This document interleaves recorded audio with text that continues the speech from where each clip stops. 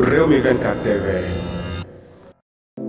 mi ngoog yéen a ko gis mbir bu xoromo ci ki nga xamante ne rek moom mooy patriote yi ak ki nga xamante ne mooy Pape Djibril Fall ginnaaw ba ñu gisee rek góor gii nga xamante ne yoroon na photo Ousmane Sonko ci li nga xamante ne rek moom doonoon caravane ngeen gis ko di photo Ousmane Sonko waaye it mu mel ne photo boobu dañ koo dindi daal di def photo ki nga xamante ne rek moom mooy Pape Djibril Fall it daal di jël boobee de photo daal di koy rek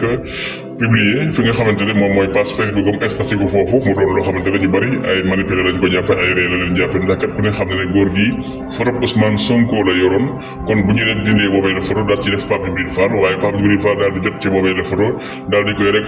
statut fa nga xamante ne rek moom mooy page Facebook am officiel mu doon loo xam ne ñu bëri ci patriote yi ñu ngay rek wax ne lii daal manipulé la rek ñoom ñëpp daal ku ne xam ne rek Ousmane Sonko moom rek la ñu teg gët moom la ñuy toppandoo ci lépp loo xam ne moom koy def loolee waral góor gi moom yor photo Ousmane Sonko waaye rek ñu daal di dindi photo Ousmane Sonko bon def ci photo Pape Djibril Fall daal di koy statut ci li nga xamante ne moom mooy page Facebook mu doon loo xamante ne ñu bëri ay ree la leen def.